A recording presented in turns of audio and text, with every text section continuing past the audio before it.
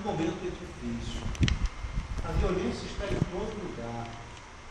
Mas existe uma violência que a gente não se habitua com ela. O Petrópolis, infelizmente, tem tido isso com uma certa frequência. A última foi de escarrecer a violência em família, de filhos contra os pais, dos pais contra os filhos, do abandono dos filhos, enfim, dessa ligação de família, que parece apenas uma coisa que acontece. Mas, na verdade, não é bem assim. Existe uma íntima relação entre o que a doutrina explica como sendo reencarnação e os laços de família. E essa ligação é tão exata que vocês vão ver palavras de Jesus transcritas na Bíblia, em Mateus capítulo 10, que a priori, quando não se conhece o restante, a gente diz assim, puxa, isso não pode ser de Jesus. Ele não iria dizer uma expressão tão dura, mas ele disse, e tem absoluta lógica, desde que se encare o problema diante da reencarnação. Ora, nós estamos com a terceira revelação. A primeira, Moisés lá aos distantes, com muito pouco conhecimento. Era um grande médium, sem dúvida nenhuma. Não se assuste da repetir essa expressão, porque no primeiro livro de Samuel, capítulo 9, então nós encontramos o seguinte texto, abre aspas, antigamente Israel, indo qualquer um consultar a Deus, dizia, vamos ao vidente, porque o profeta de hoje antigamente se chamava vidente, fechado.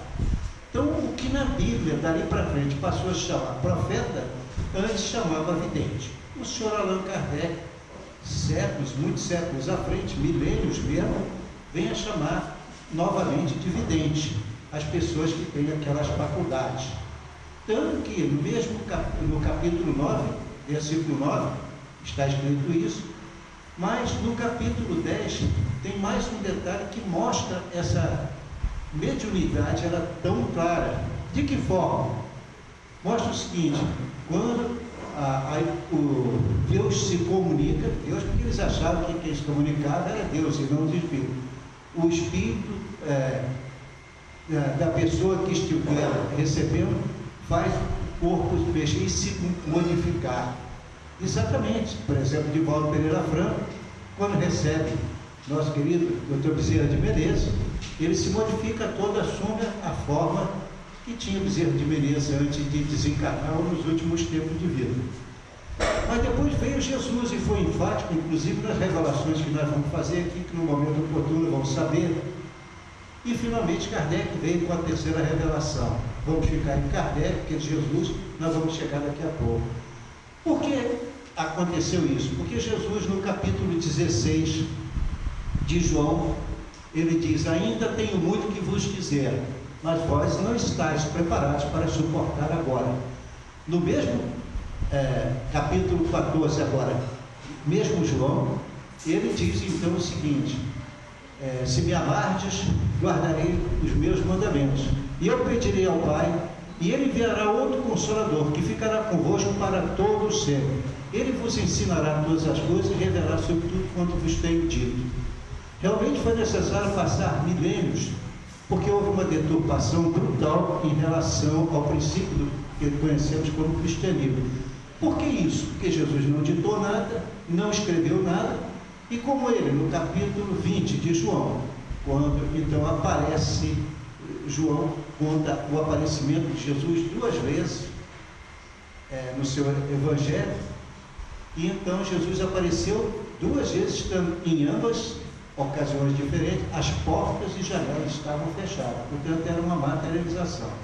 Mas não importa tentar discutir isso aqui e agora. O fato é que Jesus apareceu para eles, e ao dizer que então, na terceira revelação, tudo se esclareceria, quando veio Kardec voltou a chamar aquelas pessoas que tinham essas faculdades de médiuns ou médiuns videntes.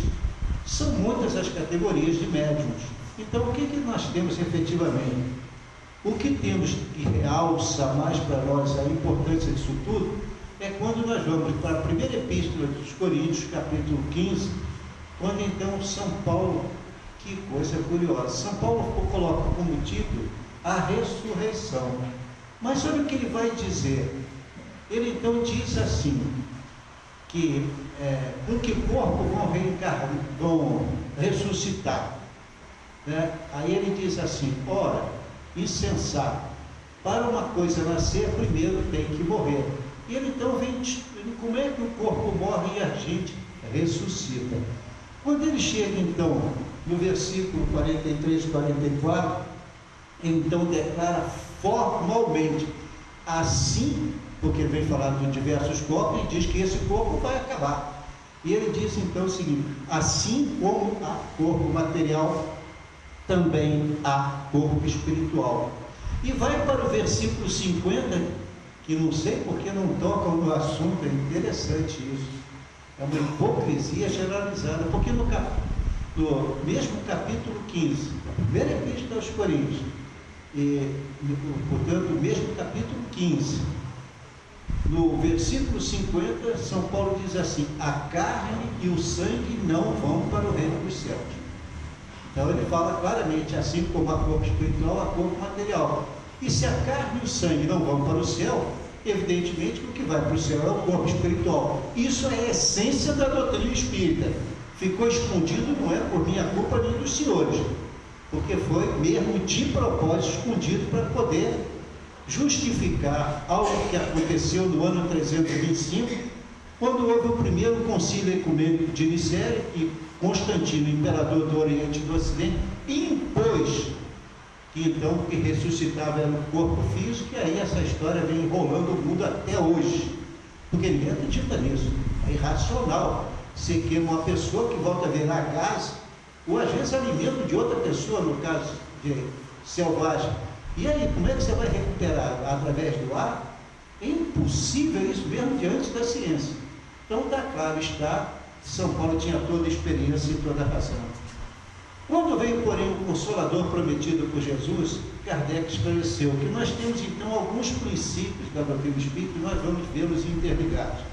O primeiro é Deus, a existência de Deus sem dúvida nenhuma. Então, o que é Deus?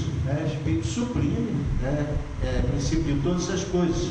Bom, tem uma opção de qualidade que nós vamos tocar aqui agora. A existência, sobrevivência e comunicabilidade dos espíritos, a pluralidade dos mundos habitados e a reencarnação. Como é que isso aí se comunica uma coisa com outra e isso nos faz feliz quando a gente estuda isso em maior profundidade? Então, o que nós temos na vida, na alma após a morte? O que pode acontecer com a gente após a morte? Primeiro, nada. Como disse uma artista, aliás, com muito conceito como artista, já idosa lá na TV Globo, talvez das mais antigas, e ela disse, eu agora estou com câncer e eu quero lutar para viver mais algum tempo, porque para mim, eu morreu, virou chão, acabou, não tem nada. Tem coisa nenhuma. Aproveitem a vida agora, isso na TV. Aproveitem a vida agora como eu aproveito, porque depois da vida não tem nada. Comentei em casa e digo, que pena, né? Porque pelo fato da pessoa crescer intelectualmente, não quer dizer que a pessoa saiba de tudo ou de todos, mas é assim. A segunda possibilidade é que nós vamos ser absorvidos por Deus para que Deus se aprimore, que é uma tolice. Deus vai se aprimorar com a criação do próprio Deus, seria absolutamente incoerente. O terceiro é a sobrevivência de quê? Ou do corpo físico, que seria a ressurreição, que é impossível, e a reencarnação. Mas a reencarnação é muito mais bonita do que pura e simplesmente a gente desencarnar e voltar a reencarnar. Por quê?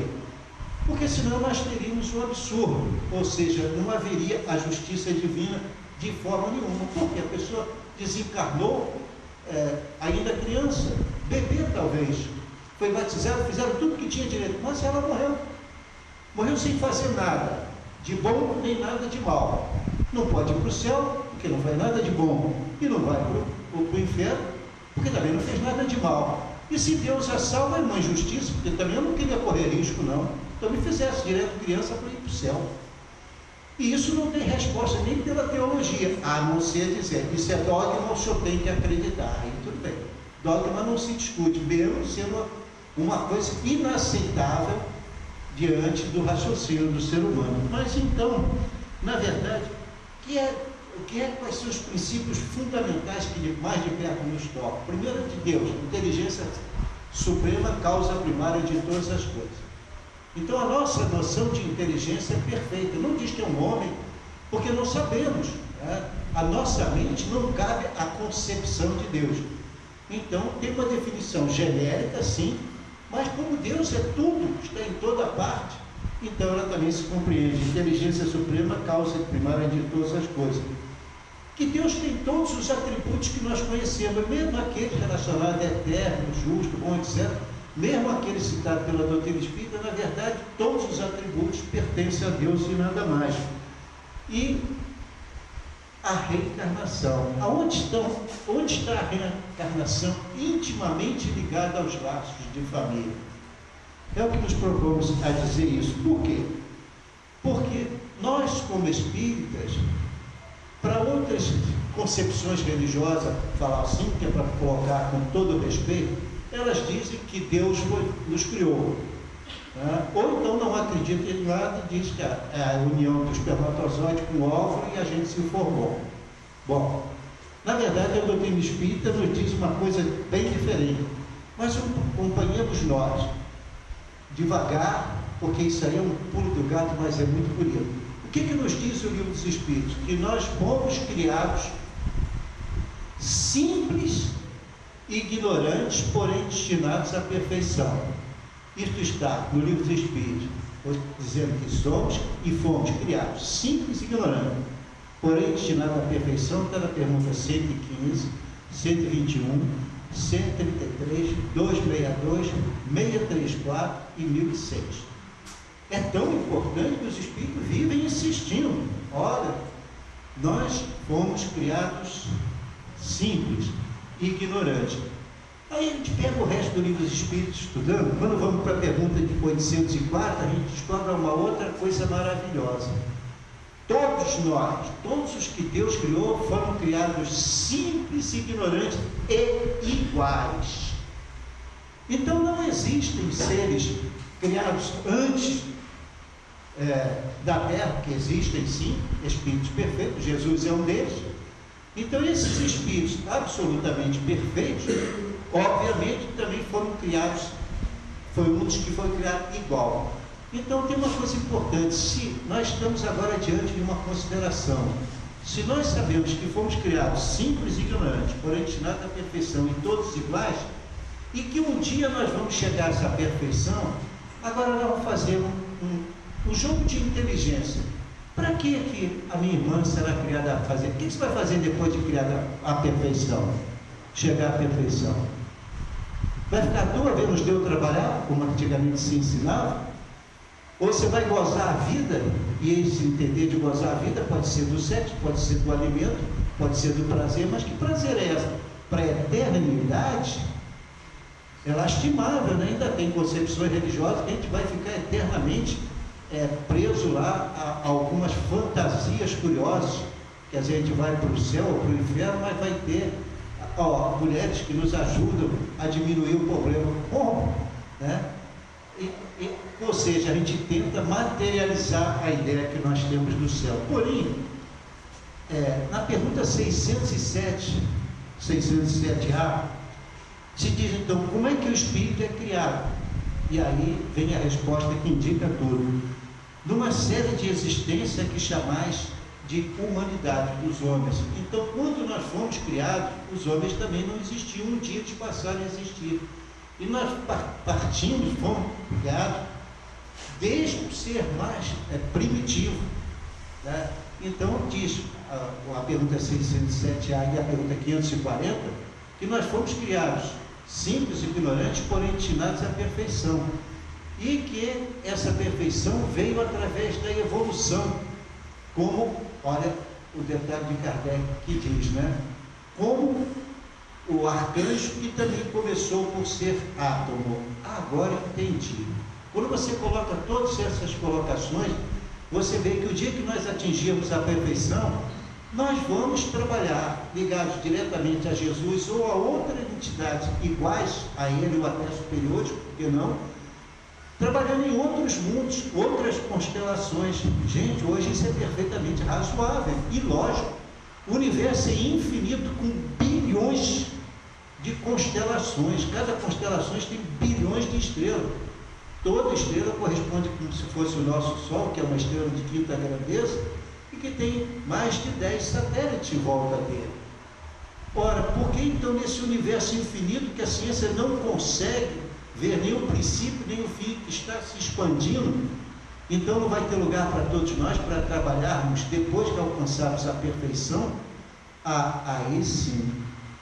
Então agora entendi que a gente é criada simples, ignorante, todos iguais, através de N reencarnações, quer dizer, um número indeterminado de encarnações, nós vamos atingir a perfeição e aí vamos ser responsáveis, como Jesus é responsável por nós, também seremos responsáveis perante Deus na criação.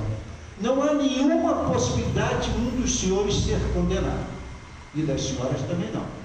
Porque, na verdade, o espírito vai atravessar dezenas e dezenas, centenas e milhares de encarnações, se for possível, com menos sofrimento ou muito sofrimento, que isso fica a cargo do nosso livre-arbítrio, mas não tem nenhum que vai ficar condenado eternamente. Não. Todos nós fomos criados à perfeição e para sermos perfeitos temos então um trabalho eterno. Quando a gente, evidentemente, estiver nesse mesmo ponto em que Jesus se encontra hoje.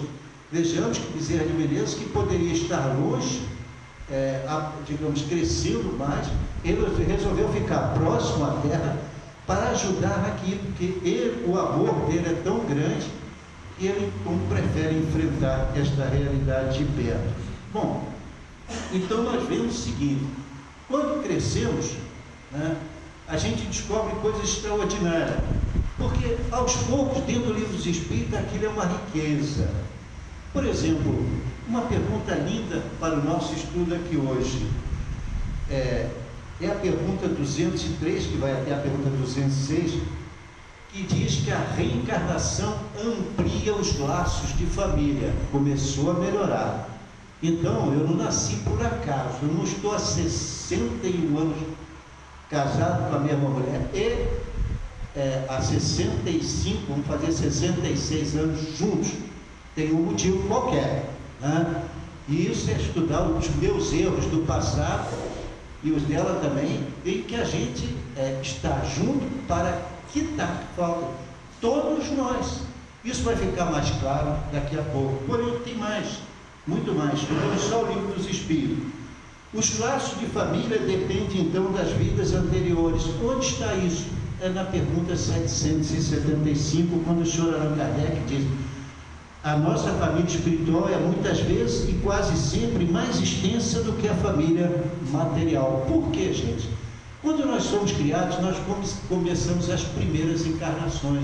Somos bebês espirituais ainda. Então nós somos colocados na reencarnação para nascer muitas vezes.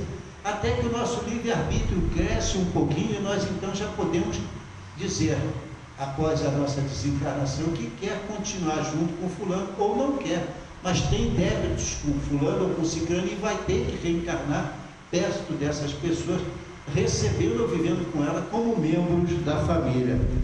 Então aí as coisas ficam ainda mais claras quando a gente olha com carinho para o Livro dos Espíritos e para a família. E tem uma coisa então extraordinária, é a pergunta 208, a pergunta 582, tem mais perguntas, a pergunta 385, né? A pergunta 510 também. O que diz essa pergunta que é tão importante para nós? É que existe a família porque os pais têm por missão educar os filhos. O que está acontecendo no nosso país hoje, que os filhos colocam os pais, pai ou mãe, lá para um lugar qualquer, se desfaz dele, deixa ele lá para morrer lá dentro, visitando certa vez um hospital aqui um pouco para baixo, que ainda é muito visitado. Eu tive uma pessoa que me deixou penalizada, e disse: o senhor poderia ir até Caxias? Eu não tenho pedido estranho, pode fazer uma visita aqui, não é a primeira vez, agora se pede a Caxias. Não, é que eu estou aqui, imagina, meu filho veio aqui, me apanhou um cartãozinho do INSS e sumiu, tem um ano que ele não aparece. Será que ele está recebendo os meus recursos? Eu digo: mentira. Eu disse, não, ele não faria isso, é porque ele não teve tempo, aquela coisa, mas na minha intimidade eu sei que é aquilo. Mas como nós temos o hábito de visitar, como agora em janeiro nós fomos de novo ao leprosário no Rio de Janeiro, lá em Jacarepaguá, e então chegamos lá, ficamos com ele, entregamos o que tinha levado, mais algum dinheiro que tínhamos arrecadado, entregamos, eles nos deram recibinho, e eu comecei a conversar com alguns deles, por um tempo fiz e provoco mesmo a conversa. Aí eles perguntam, meu irmão, como já disse para uns e para outros, quanto tempo você está aí? Eu estou há 42 anos. 42 anos, cara, mas por que tu não vai embora? Quando a comida, porque hoje o Estado dá comida para eles, mas olha, você está curado, cara, o que isso vai? Mas eu perdi o movimento da mão e uma perna, e acontece que o pessoal então vê que eu fui leproso. E alguns, quando eu fui lá visitar a minha casa, disseram para mim, disseram para a minha família, se ele voltar aqui de novo, nós vamos expulsar vocês daqui. Porque ele diz que está curado, mas a gente não sabe. Vai transmitir doença para cá, então é melhor que ele não venha. Senão vocês todos vão pagar. Essa é a ideia do perdão, da compreensão, da tolerância que nós recebemos para com a nossa família como um todo. Filho que engana os pais, pais que abandonam os filhos, mães que abortam porque o médico diz, em direito já tem isso, quer dizer, em certos casos em que a mãe, na hora que a criança nasce, ela sufoca um crime puerperal, porque ela tem uma aversão àquela criança. Essa criança, porém, não tem só ligações físicas, não, ela tem ligações psíquicas de vidas anteriores que a ciência ainda não pode documentar. O fato é que, efetivamente, continuando a estudar, nós vemos a importância dos laços de família é tão grande no Livro dos Espíritos que na pergunta 203 a 206, Kardec analisa o problema do parentesco e da filiação.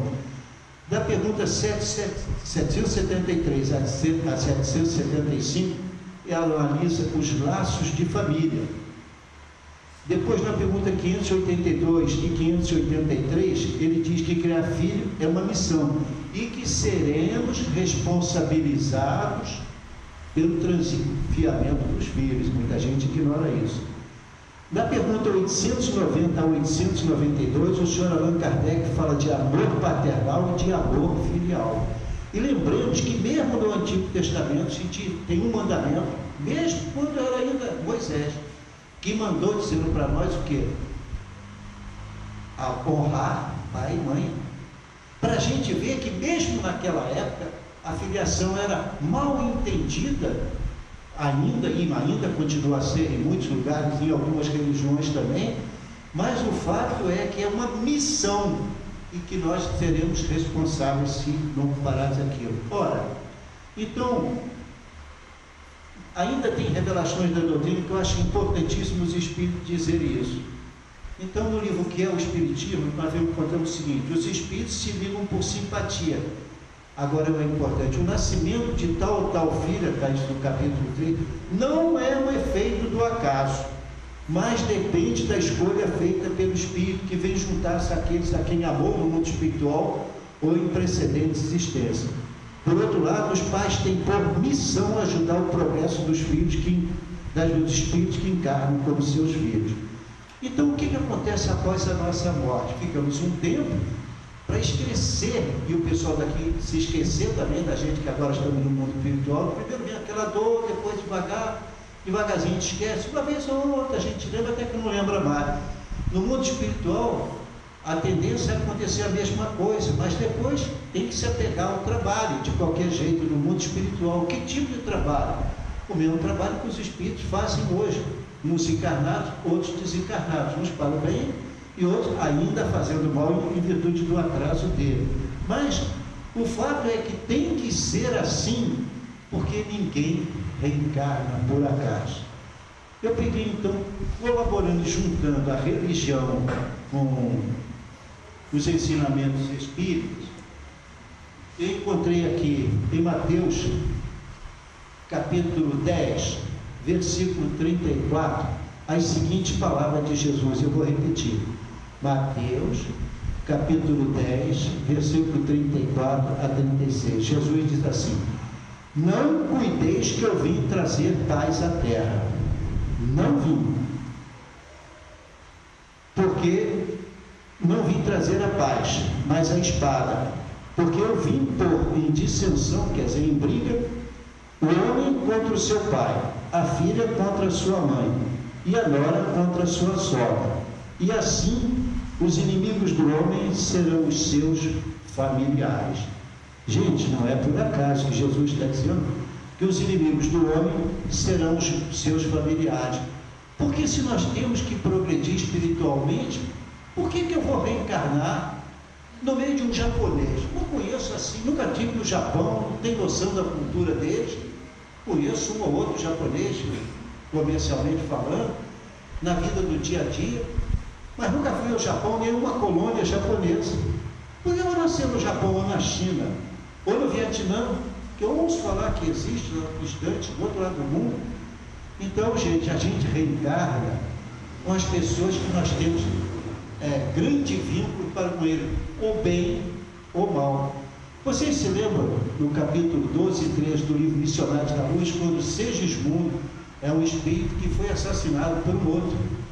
E o curioso é que então ele foi assassinado por esse outro. E esse outro espírito ficou com a mulher dele. Então, além de matar, ainda ficou com a mulher dele. E na hora então, depois do mundo espiritual ficar 60, 70 anos lá, quando ele já tinha aceitado essa hipótese, então já está tendo preparado o corpo que ele vai ter, tudo programado no mundo espiritual. Essa programação é feita no corpo espiritual. E aí, então, aquele mesmo corpo espiritual que São Paulo falou lá no passado, citei para vocês, que a doutrina espírita chama de perispírito, mas é a mesma coisa. Então, o programa está ali sendo feito. Segismundo então se aproxima do mentor, diz para ele: escuta, eu vou ser filho de quem? Você vai ser filho de Segismundo. Diz: não, mas de novo ele já me matou e roubou meu dinheiro, roubou a minha mulher. Agora a justiça divina vem me colocar na mão dele de novo. Isso é que é a justiça divina? O mentor diz para ele, capítulo 12 e 13 do livro Missionários da Luz, livro de Chico Xavier, diz para ele: então você vê que a justiça divina é perfeita. Explique então, senhor. Ele te roubou? Roubou muito dinheiro? Roubou. E roubou a mulher também. Olha que uma inteligência de Deus é perfeita. Agora você vai ser filho da mulher que você ama tanto. Você não vai ter amor de mulher. Porque amor de mulher a gente até separa, como de homem também. Mas amor de mãe, meu filho, é muito melhor do que o amor de mulher. Você não acha que ela que se ama tanto agora vai ser a sua mãezinha querida? Ah, assim vai ser bom. Vem meu dinheiro. Ele vai morrer rico e vai deixar tudo para você. Então o dinheiro que ele te roubou, ele vai deixar para você. A mulher que ele te roubou, agora vai ser sua mãe. Não quer coisa melhor do que ajudá-los a progredir. Além disso, você vai progredir espiritualmente. Ele diz: dentro desse ouro, o negócio é perfeito, eu não posso recusar. Mas que eu tenho medo, tenho. Bom, você pode ter medo, mas ele não vai fazer isso com você. Aí ele vai me reconhecer. Não, porque a pessoa que vai nascer não tem nenhum vínculo físico no DNA daqueles que se foram. A gente vai nascer com um corpo diferente, completamente diferente. Pode até nascer com uma outra cor, pode ser japonês, pode ser preto, pode ser amarelo, pode ser índio, não tem nada a ver. Pode ser homem e vir a nascer como mulher, pode ser mulher como homem. Por quê? Porque quando a gente reencarna, a gente tem que adquirir as qualidades. Esse é que é o fator mais importante. As qualidades femininas, como a gente encarna como feminino, e as qualidades masculinas que nós precisamos ter. Os homens também têm qualidades, poucas, mas têm. Então o que acontece é que essa é a grande verdade da vida. A reencarnação é aquilo que nos consola, que nos dá paz, e que a gente consegue entender: então é por isso que aquele filho não vai para a cara do pai dele, esse negócio é lá de trás. E por isso que aquela mãe pegou aquela criança e largou no lado que nasceu: suma com ele daqui que eu não quero ver nunca mais. Então, a gente começa a ver a perfeição da justiça divina laborando em nosso benefício de uma forma extraordinária. Ao mesmo tempo que acaba com os ódios, com as inimizades, com os assassinatos, com os homicídios, que acaba com tudo isso, vem gerando o amor. Através do amor, às vezes as pessoas dizem para mim, quantas já me disseram: mas o senhor fala de reencarnação lá na TV, o senhor fala de reencarnação, o senhor acredita mesmo nisso? Ele sentado na praça quando ele me cercou. Eu digo: não, eu sou igual, o senhor não acredita nisso não. O senhor fala, mas não acredito. Digo, nisso que o senhor fala, que esse corpo aqui vai nascer de novo? Nunca mais. Ué, mas o que é que o senhor fala então? Que vai nascer o corpo espiritual. Isso existe? Isso é coisa de invenção de espiritismo. Invenção de espiritismo não. Que nós vemos lá em Moisés não era espírita. Tá? Então não pode dizer isso não. Isso está bem claro desde aquela época. Honrar pai e mãe. Mas depois, quando nós vamos ali para Jesus, Jesus é claro a falar do corpo espiritual. E São Paulo chega a citar os detalhes do corpo espiritual. Primeira Epístola aos Coríntios, capítulo 12, quando estão os dons em que a gente vai ter o dom de curar, o dom de pregar, né? O dom de fazer maravilhas, etc. São as tais mediunidades, como Kardec chama hoje em dia. Gente, nós fomos criados para, além de sermos felizes, nós vivermos eternamente. Por isso que em João 10,10 diz assim, Jesus diz assim, eu vim para que tenham vida, e vida em abundância. Porque é isso, gente, pelo amor de Deus, percebam, vocês são imortais. Vocês têm melhor notícia para isso? Quando chegar em casa, que às vezes o marido não vê, espera. O moço é pela gratidão de vocês, né? O moço lá no centro falou que a gente vai ter uma vida eterna. Que maravilha se for assim mesmo. Mas é assim. Deus não faz nada por acaso, não. Está tudo perfeito nos mínimos detalhes. Como é que agora uma universidade de São Paulo, algumas dos Estados Unidos, se ajuntaram e então estão fazendo um estudo, porque depois que eles descobriram o DNA e toda a sua complexidade, uma infinita, porque aquilo não é visto pela vista, só com o auxílio de enormes microscópios, muito potentes, é que conseguem ver um pouquinho do DNA, uma alteração que você não consegue ver, faz modificar tudo. E aí eles chegaram a uma conclusão lindíssima, esse desenho maravilhoso que é o corpo físico de um homem ou de uma mulher, na perfeição que nós chegamos, não é por acaso. Então agora eles dizem que esse desenho maravilhoso, tem que vir de uma inteligência fantástica. Mas a gente que não é Deus não, é uma inteligência fantástica, infinitamente superior, só não querem ceder e dizer assim, é Deus, aceitamos. Porque agora não tem mais jeito. Quanto mais você estuda o microscópio, as coisas mais infinitamente pequenas, só com o auxílio de microscópio, é que você vê que nós fomos criados através de seres praticamente insignificantes, que são as alterações que vocês vão encontrar no DNA de cada um de nós, homem ou mulher. Nascemos pequenino ou nascemos grande, nascemos homem ou nascemos mulher, masculino ou feminino, digamos assim.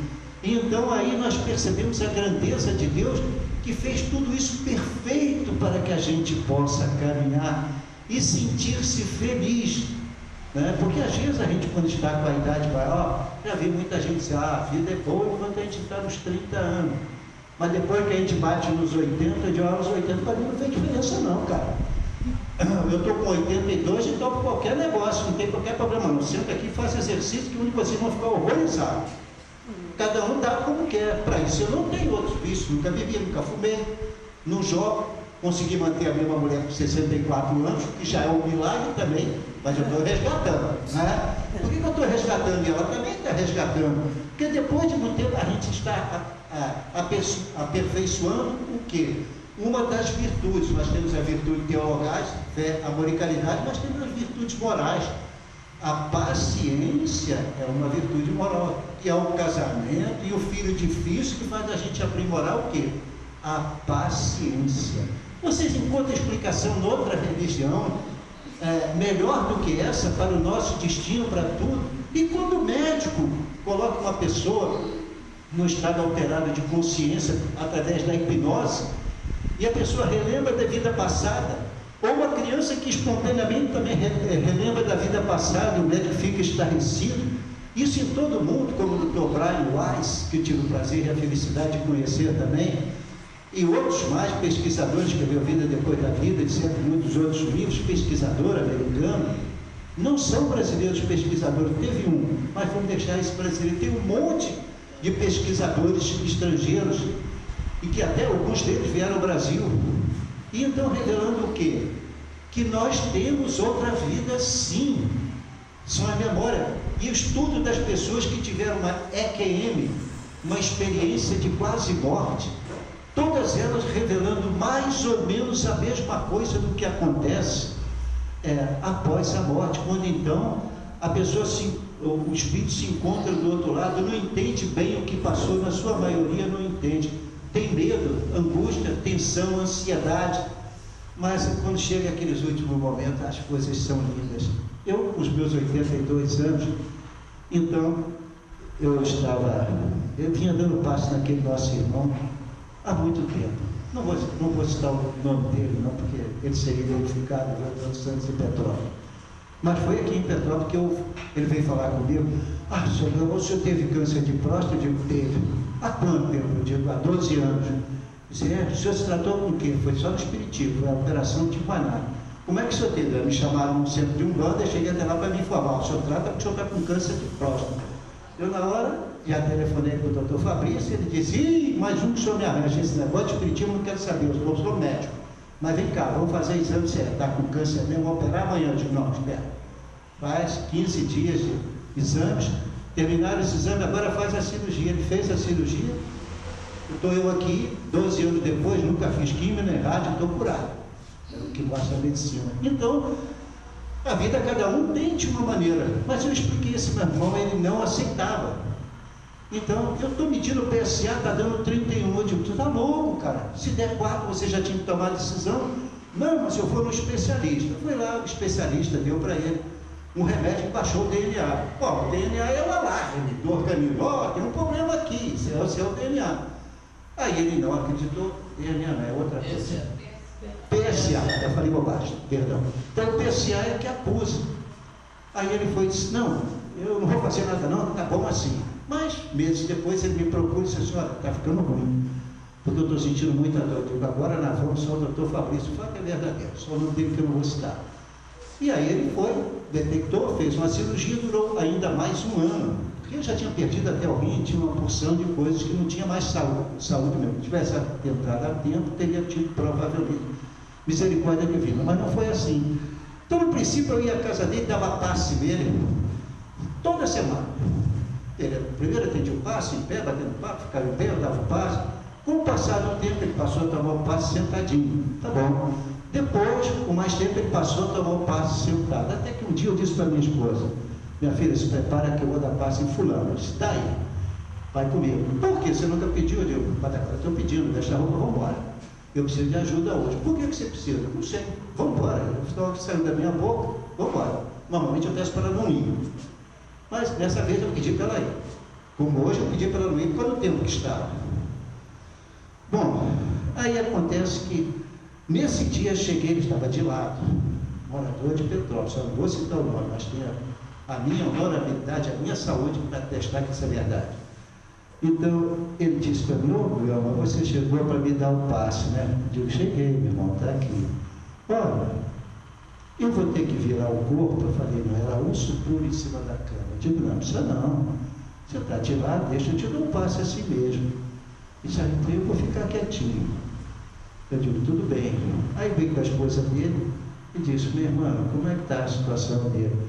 A parte, assim, está muito ruim, ele não come há dias. Eu pego então um maço de algodão, passo na boca, para ele poder falar um pouquinho, mas ele quase não fala nada, não se mexe nem para cima nem para baixo. Digo, então vamos ao passo. Apanhei a água, mas na hora veio aquela coisa e eu senti a presença do Dr. Bezerra de Menezes. Isso eu não posso provar. Eu apenas digo que eu senti. E aí eu falei, então eu vou cantar. Nunca tinha feito isso. De olhar tão compassivo e um sorriso animador, teu bem é decisivo e dispensado com amor. Foi até o final. Ele quietinho ali. Aí eu dei um passe nele por fim, peguei a água, fluidifiquei a água, deitadinho. Virei para ele, citei o nome dele, disse, meu irmão querido, gostou do passe? Ele disse, não, vou te dar uma notícia, dentro de 2 dias eu estarei cheio de saúde, correndo para lá e para cá dentro dessa casa, para seu governo. Eu olhei para a mulher dele, olhei para a minha esposa, espero que vocês tenham entendido. Ele tocou no assunto, eu falei, dentro de 2 dias ele morre, 2 dias depois ele morreu. Mas eu tive outros casos. porque tem pessoas com idade, eu gosto de acompanhar, para ajudar.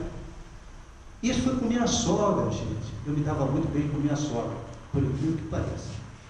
Então, eu me dava muito bem com ela, normalmente, sempre tem briga, nunca tive. Bom, então, ela pegou, porém, uma doença, fez uma cirurgia aos 50 e poucos anos. E aí entrou em coma profundo. O Dr. Jorge Ferreira Machado estava com a gente dentro do hospital. Hoje, ela no final do BIC, no hospital. Eu não sei o nome daquilo. Não é o Hospital Santa Teresa, é o seguinte. São Lucas, obrigado pela ajuda. Aí, então, eu cheguei até lá, ela dormia muito, há 10 dias que ela não acordava. O Dr. Machado disse assim, ela não acorda? E olha, esses tubos que estão no nariz dela estão vindo do fígado, e estão saindo os pedaços do fígado. O rim já parou, não volta atrás. Ela vai morrer. Mas por que não morre, gente? Porque ela não está sofrendo porque eu estou dando remédio, mas não entendo. Ela já era para ter morrido. E aí, tudo dentro da liga. Ela, naquele sono de quem não está realmente raciocinando, está em coma profundo. Mas, de repente, ela acorda. E eu vou contar, os senhores podem rir ou chorar, se quiser. Então, ela chamou primeiro o marido. Chamava Alberto. Alberto, meu querido, isso. Tudo bem. Ele fez umas recomendações para ele. Aí chamou um amigo meu, já falecido, também chamava Teófilo, não tem problema, também já falecido, deu uns conselhos para eles, que fosse muito amigo da minha esposa, até morreram, não são não, se separaram, a amizade acabou há muito tempo, eles também desencarnou. E aí foi minha esposa, deu uns conselhos para minha esposa e tal. Aí me chamou depois. Ela era muito católica, ela ia à missa todos os dias, 5 horas da tarde. E eu estou ciente disso, né? Muito católico, eu espírito. Morando ali na rua 7 de Abril, nessa oportunidade, ela morava lá. Então chegamos ali naquele momento, ela despediu da minha esposa, deu uns conselhos lá para a esposa, e aí me chamou, vem cá. Aí me chamou e disse assim, eu queria te pedir um favor. O Roberto gosta de julgar, todo dia você bota o dinheiro no bolso dele para ele fazer o joguinho dele, sabe, lá no clube onde ele vai. Isso eu não pude cumprir, o dinheiro não dava nem para mim, mas paciência, isso eu fico devendo. Mas ele gostava de jogar, que ele esteja muito bem, tinha outras qualidades, evidentemente. Mas aí, eu para me encher de moral, ela disse assim, para você eu tenho uns conselhos para te dar. Eu digo, peraí, a senhora estava em coma profundo, agora vem, sai do coma profundo e vem conversar comigo, todo mundo. A senhora me desculpa, a senhora está exagerando, agora eu estou dando pulo de alegria que a senhora está bem, minha mulher vai ficar feliz. Todos assistiram esse diálogo. Ela disse, não, meu filho, eu vim para te dar um conselho, porque olha, eu estou partindo, eles já entraram naquela porta e estão desatando os laços dos meus pés. Eu tremi, porque quem lê a doutrina espírita sabe que o desenlaço do perispírito começa pelos pés. Aí eu não falei mais nada, as lágrimas brotaram, por estar vendo mais um caso autêntico de desencarnação, ela saindo praticamente na mesma hora do corpo. Aí virei para minha esposa, que ela também não falou mais nada. E aí então a esposa falou, e agora? Eu digo, espero que ela morra daqui a pouco. Não, ficou até as 4 horas da manhã, e aí então ela desencarnou. Vejam, são pessoas que atestam para nós a existência, sobrevivência e comunicabilidade dos espíritos. Ela que comungava todos os dias. Ela que depois, teve alguém aqui que foi na Dona Célia, no Rio de Janeiro? Ninguém? Eu vi tantas vezes a Dona Célia, eu tenho mensagem dela gravada para mais de 50, 60 pessoas, parentes meus, pai fulano de tal, seu tio fulano de tal, sua tia fulano, seu avô ciclano, sua avó por Patinanga, e assim 30, 40 parentes citados por Dona Célia sem errar um nós, né? A gente vê os espíritos fazendo coisas extraordinárias. Vou contar para vocês, que o pessoal está muito sério. Você vê que espírita erra pra caramba, né? Eu fui levar uma pessoa que disse para ela, meu filho, mataram meu filho. Mataram não, é um acidente que ele morreu. Ele não estava nem dirigindo, cara. Fica calmo e tal. Eu queria que o Chico Xavier desse uma mensagem. Digo, olha, meu irmão, eu te levo ao Chico, mas por favor, não fala uma coisa dessa, porque está tudo programado, cara. nada acontece por acaso. Tá? Ele estava de carona, mas o cara bateu, morreu. Sabe onde tem a maçonaria? Quem veio do Quitandinha para a cidade não tem a maçonaria, tem uma ponte ali, que ninguém usa porque ela está vedada, porque ela, numa batida, ela ficou inutilizada, foi nessa batida. Aí eu falei para ele, eu te levo até o Chico, você vai ver. Bom, telefonei para lá, marquei, e o Chico então marcou, e eu fui até lá. Minha esposa foi, e é claro, ele foi com a mulher dele também. E o que eu vou contar para vocês, eu posso contar de público também, não vou contar maiores detalhes, porque também não quero que seja investigado. Mas, na verdade, então, quando eu cheguei, eu conversei um pouco com o Chico, depois eu apresentei ele ao Chico. Chico, esse aqui é de Petrópolis e tal. E o Chico disse, tá bom, então depois eu quero conversar com ele. Aí ele perguntou para um monte de gente aqui de Petrópolis, que o Chico conhecia. Todo ano ele vinha para cá, ficava aqui, na casa que fica ali, da dona, acho que é a Sueli, não sei o nome dela, está viva também, muito velhinho, está no Rio, tem um centro espírita chamado André Luiz, que não pertence ao seu, né, mas que fica lá, no distrito aí de Petrópolis, mas ela era uma pessoa muito achegada ao Chico. Bom, e o Chico ele ficava com ela. Até o pessoal do grupo Jovem Cruz é que dava passo no Chico que ele pedia.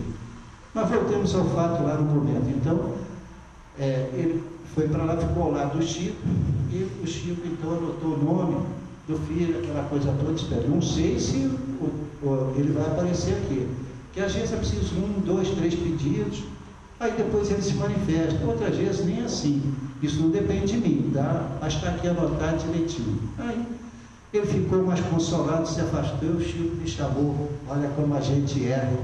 O Chico me chamou e disse assim, olha que vem cá, você conhece ele bem? Eu digo, ele trabalha comigo. Eu no Banco do Brasil e ele também. É mesmo? É. Quem é aquele padre que está lá com ele? Eu olhei, Chico, me desculpa, mas não tem padre nenhum lá não. E não tem mesmo não. Olha lá, ele se virou um pouco, não é padre, é bispo.